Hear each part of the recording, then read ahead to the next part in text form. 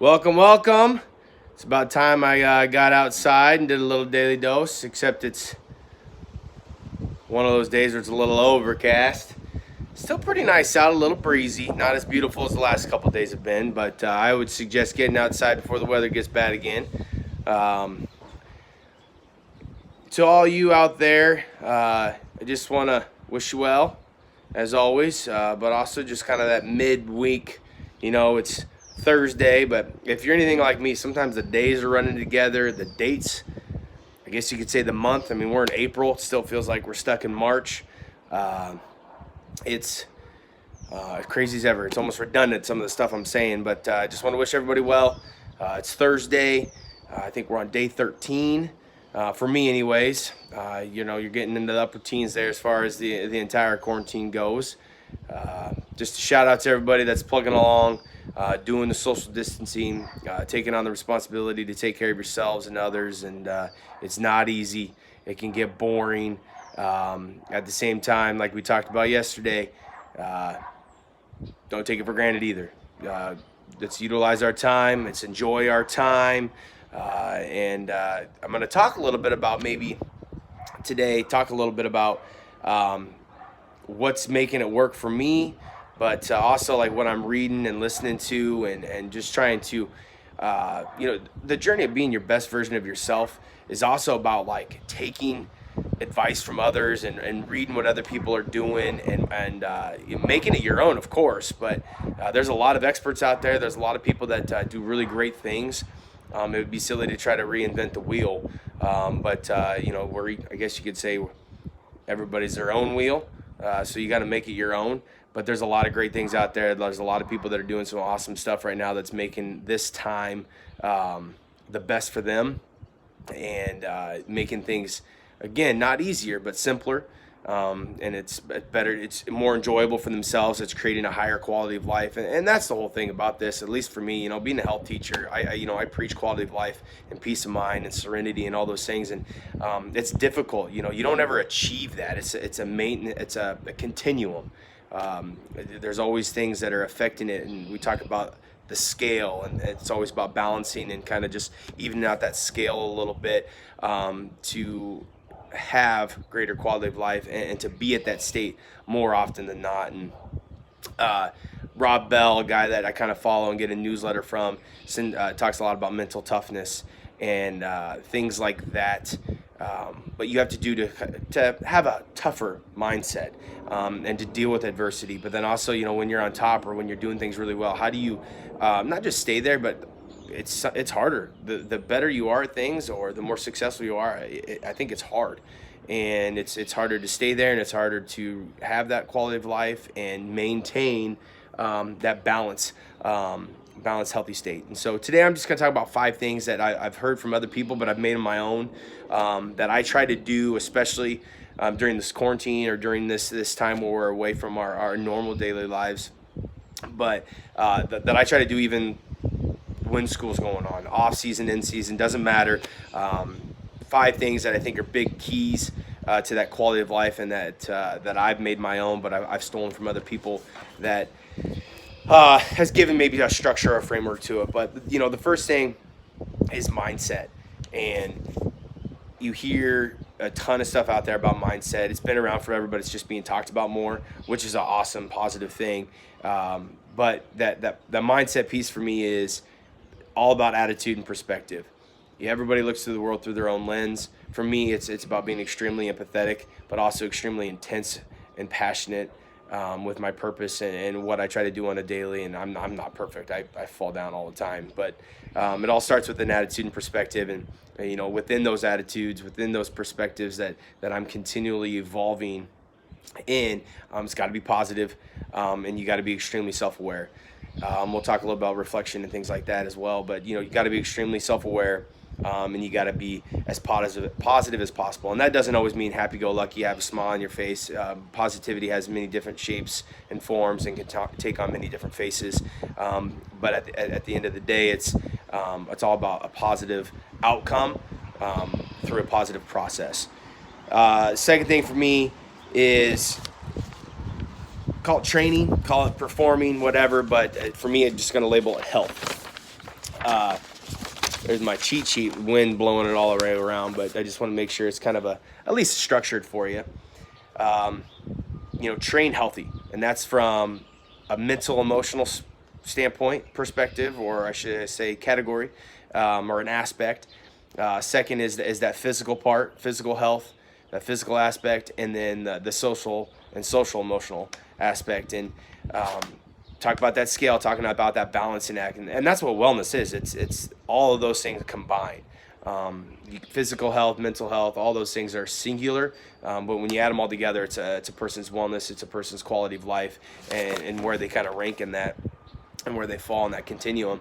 But for that mental, emotional part, a lot of that's personal. It's understanding and being aware of your emotions. We talk about metacognition and thinking about your thinking. Well, I think in that mental, emotional part, it's about understanding why I feel the way that I feel. And in this time right now, it's being aware and understanding those emotions, and then mentally being able to process and apply all that's going on, and understanding that you're okay, that you're gonna be okay, regardless of what happens today, regardless of what happens yesterday, or even tomorrow. At the end of it, we're all gonna be okay. Not that it's not hard, not that it's not tough, but we're gonna be okay. And then physical, that's the working out, that's the nutrition, that's the exercise, that's all that physical, taking care of your body, the hygiene, things like that, all go into the physical part. And definitely in times like this right now, we have more time. You have more time to be able to dedicate to yourself. And if you're like me, like, it's almost harder when you don't have maybe a designated time where you do work out, or you have your meal planning, or you're prepping on a Sunday, or whatever it is that your normal routine is. That's probably been a little out of whack. You might have more time to spend on your physical health, and therefore you have more time to do other things, but you're not. You're procrastinating, or you're shifting your priorities, or whatever the case is. Because if you're like me, I'm finding it harder to work out. I'm finding it harder to eat healthier. I'm finding it harder to do things. Again, not harder, I should say difficult. I'm finding it more difficult to do those things that actually probably should be simpler, should be easier than they normally are. And lastly, that social and social emotional. This is the hardest because we're in this social distancing. But are you reaching out to a friend every day? Are you touching base with family members? Are you FaceTiming? Are you connecting? Are you surrounding yourself, listening to things, watching things that are positive and impacting yourself in the right way? Okay, that's still social. And then emotional, is it meeting your emotional and mental needs? It goes back. It's a big full circle. One aspect of health affects all of them. And to have that quality of life, that wellness, you got to make sure that balance and that continuum of all three aspects are coexisting with one another, but they're impacting each other in the right direction, and it's an even flow of things. The third one for me is like a routine, or structure. And because our normal routine and our normal structure is kind of predicated and given to us, now we have a little bit more responsibility or empowerment, or in charge of more of what we do on the daily, on the minute, on the hour. And so creating a routine and routine and structure within these days, within these weeks, and maintaining some normalcy in the abnormal that we're in right now. And for me, it's pick 3 to 5 things that you want to get done every day. Because a lot of it for me, if you're preparing, that's great, good. All right, well, sometimes preparation leads to procrastination, and there's still no action. So pick 3 to 5 things within your routine and structure each day that you're going to get done. Not that you'd like to do, but what are you going to get done? 4, this is more of the coach coming out of me, but it's team above self. Do what you got to do to take care of yourself, which is number 2. That's the health. That's the train. You're doing that stuff for you. It's more of that personal thing. But number 4 for me is team above self. We all have our support systems. Keep those intact. And right now, we need these support systems more than ever. And even though we may not be getting that physical support system and seeing them, and there's a bobcat going by here, so apologize for the noise. You see somebody, wave at them. That's a part of it too. Team above self. Make somebody's day. You may not be able to give them a handshake. You might not be able to give them a high five or whatever, but give them some love, give them a wave, give them a head nod when you're driving by. Wave, say hello, say good morning, say good afternoon, say have a good night, whatever the case may be. But take care of your support systems.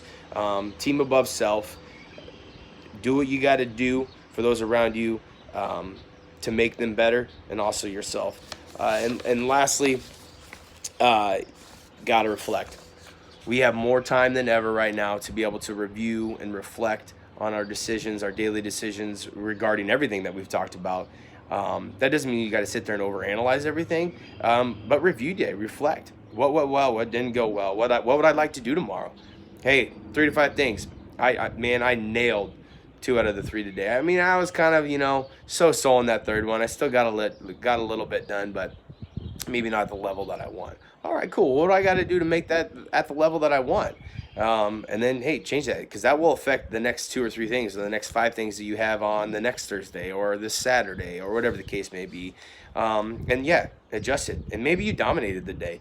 Maybe you won the day, and that's the goal. That's part of the process. That's not the ending. So how do you continue that? How do you maintain that? How do you replicate and repeat that the next day?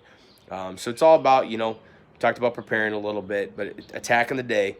At the end of the day, review it, reflect it, see what you got to continue to do, see what you got to do better. How are you going to adjust? And then it's attacking the next day again. It's going over again next day. How can I make today my best day? A long time ago, I heard about, a lot of people say, hey, have a great day. And I read something about, we need to change that to make it a great day. Hey, make it a great day. What if we all went around saying that, talk about the mindset, talking about the perspective of that and what that can do to change somebody's day. So I'm going to leave you with that.